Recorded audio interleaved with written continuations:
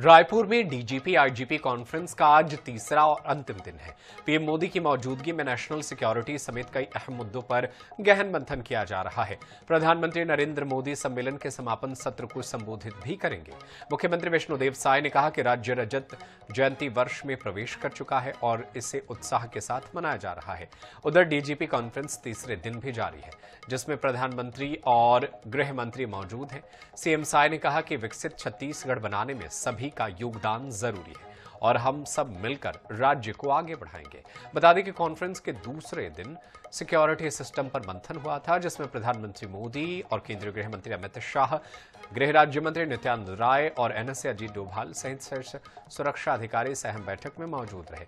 4 सत्रों में देश की आंतरिक सुरक्षा से जुड़े विभिन्न मुद्दों पर विस्तार से चर्चा हुई। कॉन्फ्रेंस के बाद पीएम मोदी ने एक्स पर पोस्ट कर कार्यक्रम की सराहना की। प्रधानमंत्री ने कहा कि भारत की सिक्योरिटी सिस्टम के कई महत्वपूर्ण पहलुओं पर गहन विचार विमर्श हुआ। उन्होंने इसे नेशनल सिक्योरिटी में बेस्ट प्रैक्टिस और इनोवेशन साझा करने के लिए बेहद जरूरी प्लेटफॉर्म बताया।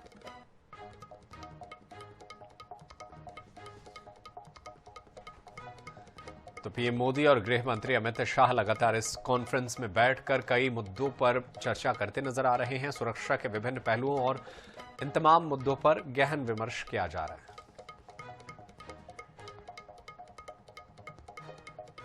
और चलिए इसी खबर पर ज्यादा जानकारी के लिए हम अपने सहयोगी का रुख कर लेते हैं। हमारे साथ मनोज नायक हमारे सहयोगी जुड़े हुए हैं, जो लगातार तमाम जानकारियां आप तक पहुंचा रहे हैं। मनोज, क्या कुछ अपडेट है अभी तक इस पूरे कार्यक्रम को लेकर और कब प्रधानमंत्री तमाम अधिकारियों को संबोधित करेंगे?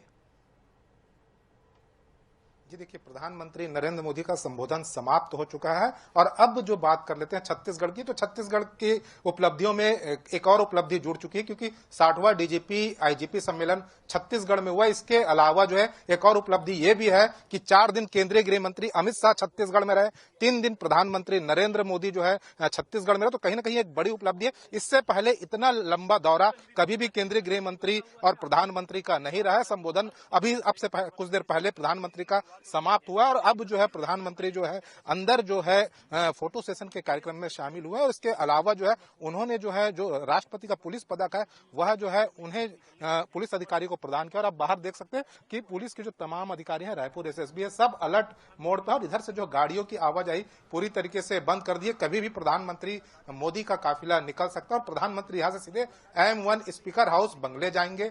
वहां वे जो है स्कूली छात्र छात्राओं से मुलाकात करेंगे। 7वीं से 12वीं के यह छात्र छात्राएं, करीब 22 बच्चे हैं जो कि नवोदय विद्यालय के हैं। इसके अलावा जो है केंद्रीय विद्यालय के अलग अलग जिलों के ये बच्चे बताया जा रहा है, 6 से 7 जिलों के बच्चे हैं। उनसे जो है प्रधानमंत्री नरेंद्र मोदी बात करेंगे, क्योंकि आगामी दिनों में परीक्षाएं हैं। तो परीक्षाओं के तनाव को कम करने के लिए परीक्षा प्रबंधन कैसे हो, इन तमाम विषयों पर जो है प्रधानमंत्री नरेंद्र मोदी बच्चों से बात करेंगे और बच्चों की बात भी सुनेंगे।